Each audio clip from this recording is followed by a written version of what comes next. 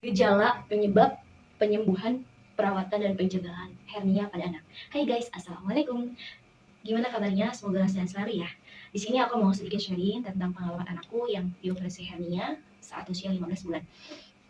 Jadi yang pertama tentang gejala. Hernia itu gejalanya yaitu adalah munculnya benjolan pada selangkangan. Nah, kebetulan anakku ini hernia inguinalis. Jadi munculnya di selangkangan benjolan itu. Nah, benjolannya itu kata dokter ada yang hanya cairan atau lemak, ada juga yang usus. Nah, anakku ini pertama kali muncul itu langsung usus gitu. Dan gejalanya itu timbul ketika saat lahir, jadi langsung gede ukurannya. Itu awalnya nggak terlalu besar, tapi udah besar cuma nggak terlalu. Kemudian karena dari lahir kan sampai 15 bulan itu udah gede banget kayak telur dan udah sampai bawah bagian buah zakarnya gitu.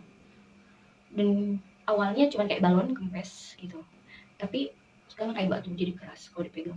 Itu gejalanya.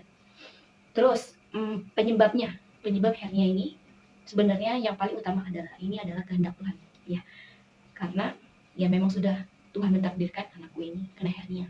Tapi penyebab lain menurut medis dan menurut dokter gitu. Jadi penyebab hernia itu karena biasanya muncul pada anak yang prematur. Tapi kebetulan anakku ini bukan anak prematur, normal. Makanya kasusnya jarang, 5 banding 5.000 gitu kalau nggak salah.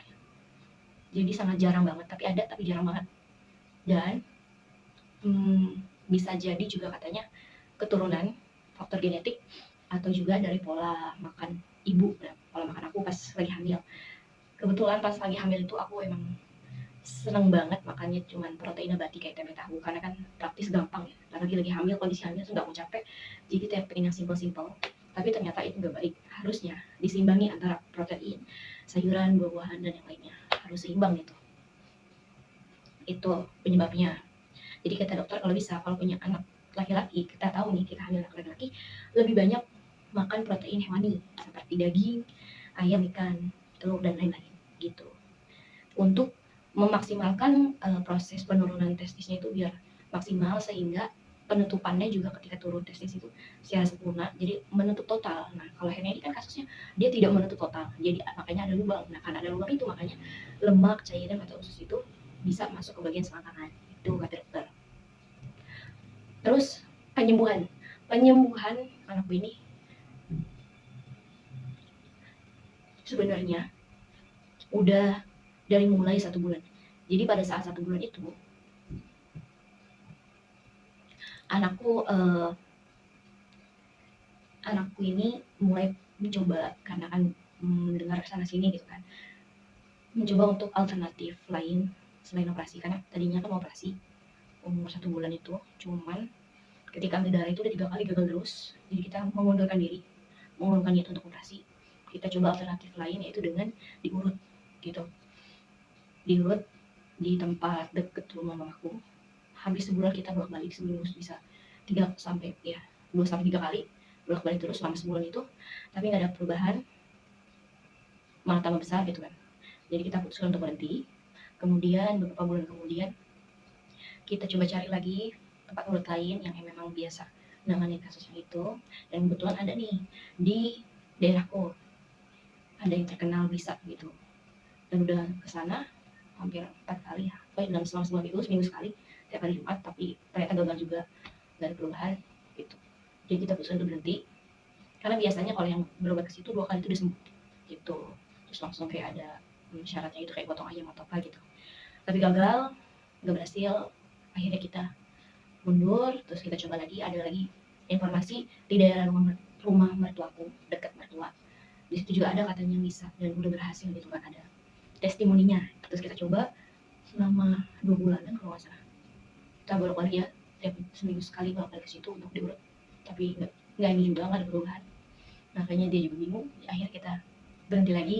Terus kita coba satu lagi terakhir, itu di daerahku juga, cuma agak jauh.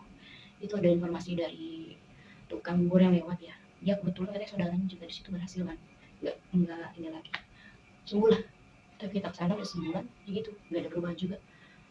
Akhirnya ya udah kita berhenti ya, karena udah 4 kali alternatif ke tukang urut tapi nggak bisa juga. Dan pas anakku 6 bulan, kita coba memberanikan diri untuk kembali ke rumah sakit. Tapi karena posisinya anakku lagi batuk pilek, jadi kata dokter harus ditunda. Ya udah kita nunggu karena emang masih lagi cepet dropnya. Kita tunggu sampai dia bisa imunnya lebih kuat.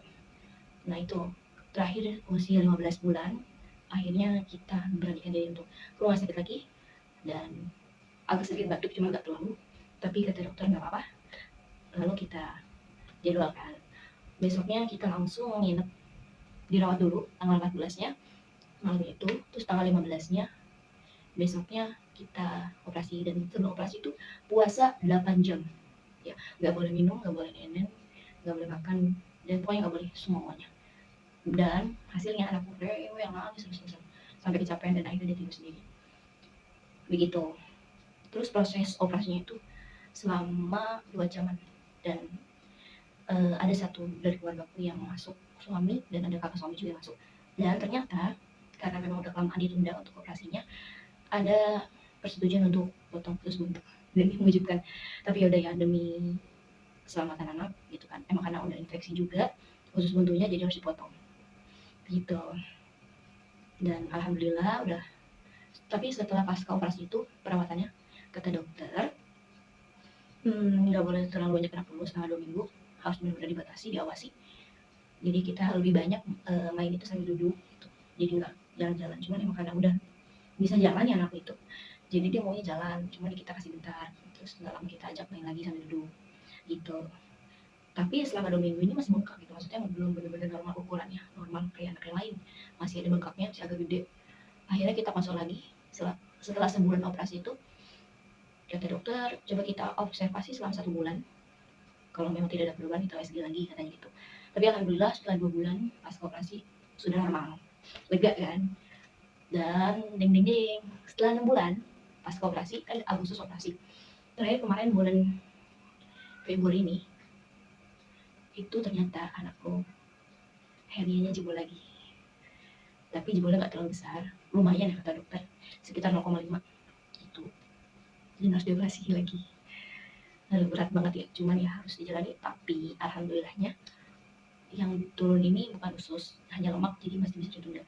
Dan aku mikir karena emang anaknya aktif banget, jadi kita tunda sampai nanti dia besar, sekitar 3 tahun ke atas. Kalau dia udah ngerti dibilangin, misalnya nggak boleh terlalu sering nangis, misalnya nangis kelamaan atau lari-larian atau lompat-lompat, pokoknya terlalu hyper nih, bener-bener jadinya pembelajarannya bahwa setelah operasi ini kita sebagai orang tua harus memantau kegiatan dia, jangan sampai dia sering banget jatuh, sering nangis, sering batuk, terus sering lari. Boleh, cuman nggak boleh terlalu berlebihan, jangan sampai terlalu capek, karena kalau terlalu capek bisa turun lagi, bahkan bisa cebok gitu.